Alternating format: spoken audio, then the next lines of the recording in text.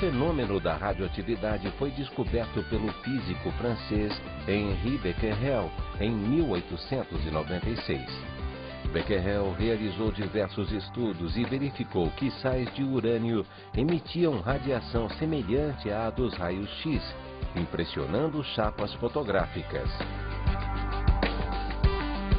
A radioatividade está presente no dia a dia do homem, como por exemplo nos raios cósmicos e na radiação solar ultravioleta, e até mesmo em vegetais como as batatas, que contêm o potássio 40.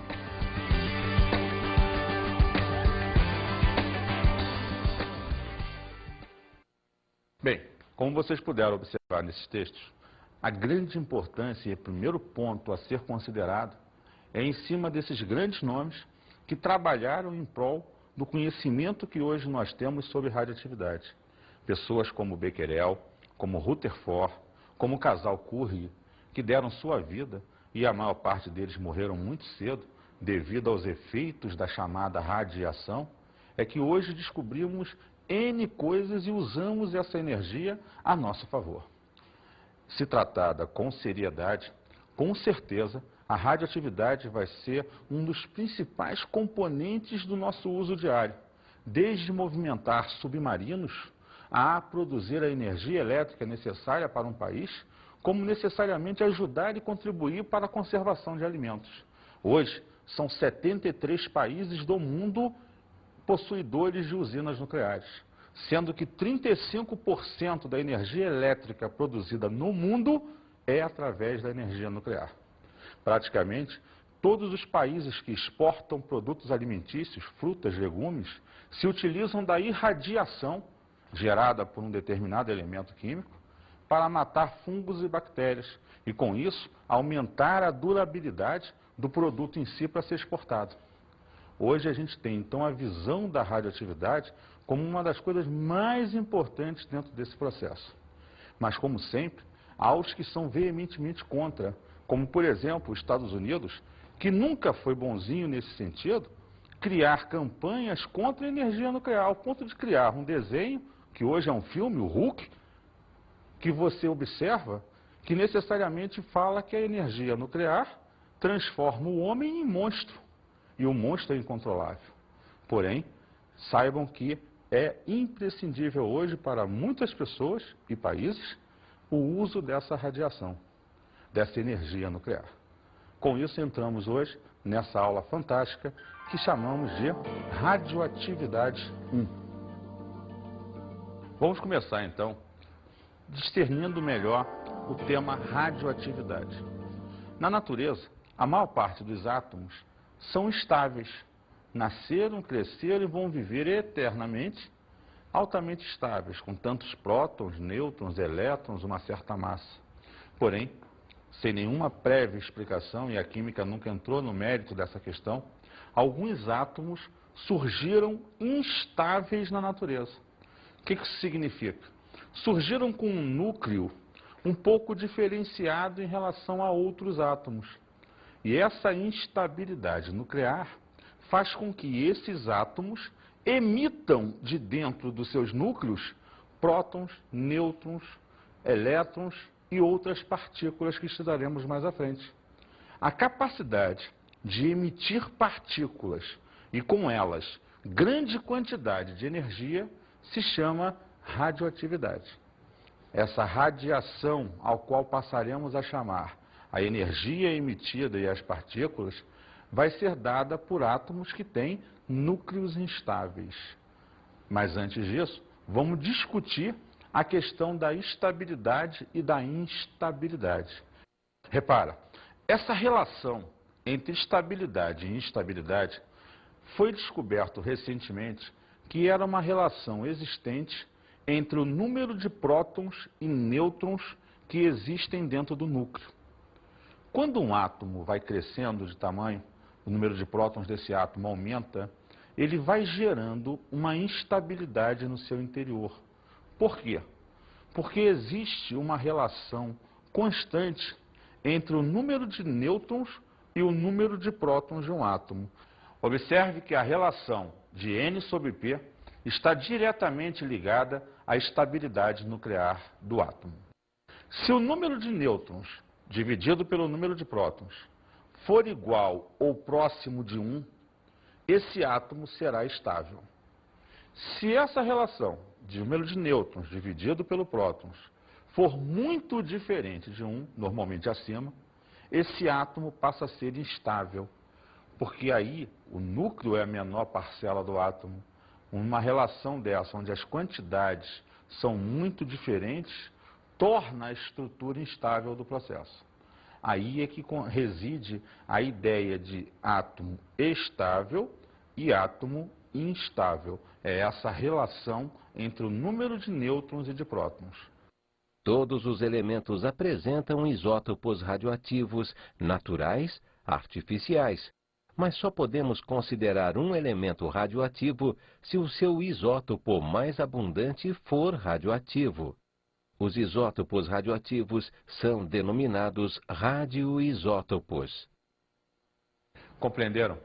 Quer dizer, praticamente todos os elementos químicos que até hoje foram descobertos apresentam isótopos. Esse é o ponto principal. Esses isótopos, na sua maioria, podem ou não ser radioativos. Porém, a gente observa hoje que praticamente grande número dos elementos apresentam isótopos radioativos. Porém, a química só considera que aquele elemento é radioativo se o seu isótopo, que aparecer na natureza em maior quantidade, for o radioativo. Se ele não for o radioativo, aquele elemento não será considerado radioativo, a nível de classificação e até de tabela periódica. Agora, vamos avaliar um outro ponto crucial. Lembra que eu falei? O átomo emite partículas e energia.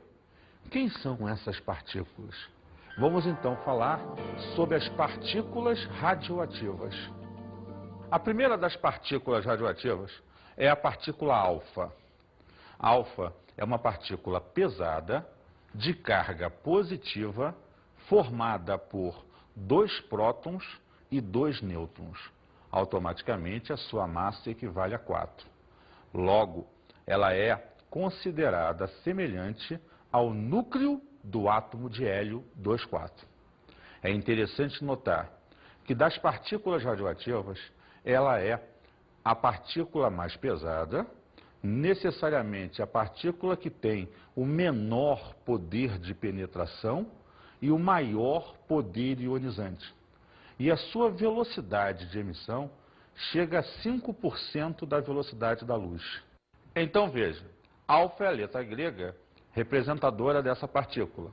O número 2, que aparece embaixo, representa o número de prótons da partícula. O número 4, que vem sempre em cima, representa a massa dessa partícula. E repare então que ela se assemelha ao núcleo do átomo de hélio, que você, consultando a tabela, vai ver também que tem 2 prótons e massa 4. Vejamos agora a segunda das partículas usuais. É a partícula beta. A partícula beta é uma partícula bem mais leve, de carga negativa e que tem um poder de penetração e de ionização médio. E necessariamente causa danos muito maiores aos seres vivos. Não tão letais, mas bem maiores, pela sua maior velocidade. A velocidade média de deslocamento dessa partícula chega a 90% da velocidade da luz, que, só para lembrar, equivale a 300 mil quilômetros por segundo. Imagina alguém vindo com essa velocidade na sua direção. O poder de penetração, como eu tinha dito, é maior que o da partícula alfa, que só tem 5%. Então veja, beta tem menos 1. Esse menos 1 representa a carga do elétron, já que justamente beta tem uma carga negativa. O 0 é a massa dessa partícula, por isso ela é bem mais leve, a sua massa é desprezível. Hoje, então, nós consideramos que a partícula beta se assemelha a um elétron, que tem as mesmas características gerais dessa partícula. Veja só, Entramos agora na terceira emissão. Você falou partícula antes? Sim, porque as outras duas estruturas, como são materiais, você pode usar a terminologia partícula ou emissão. Agora, a gama, como não é material, ela é uma onda eletromagnética de alta energia, ela não tem carga, não tem massa, e eu normalmente tenho que chamá-la de emissão apenas. Mas só lembrando, as outras pode-se usar os dois termos em si. Foi usado o termo emissão para dar uma caracterização geral, mas você poderia, como eu usei, usar o termo partícula para as outras. A gama, então, com essas características, é extremamente leve, praticamente não tem massa, e tem uma velocidade igual à da luz. Então imagina que quando ela vem quente. Então o poder de penetração dela é extremamente alto. Ela atravessa com tranquilidade qualquer ser vivo. Isso quer dizer que os danos causados por ela são gigantescos, em sua maioria letais. Se a radiação gama é emitida e você é exposto, pode contar que você vai dessa para melhor, sem nenhuma cerimônia. Então você observa que as três partículas que a gente trabalha, emitidas da estrutura, são a alfa, a beta e a gama. Mas olha só, é importante ficar frisado que como o átomo tem emissões em função da sua estrutura, em função das propriedades do seu núcleo, ele pode emitir qualquer coisa. Então ele pode emitir um nêutron apenas. Ele pode emitir um próton. Isso não impede que aconteça. O que você tem que ter em mente é que a radioatividade é uma instabilidade nuclear que levou aquela estrutura a emitir de dentro dela essas partículas. O que você percebe é que algumas, por serem muito comuns e normalmente emitidas em todas as estruturas, elas são caracterizadas com mais ênfase. Logo, alfa, beta e gama. Lembrando que a gama está quase sempre presente com a emissão de todas as outras. O elemento às vezes emite alfa e gama, beta e gama. A gama é quase sempre presente em todas as emissões que você trabalhar.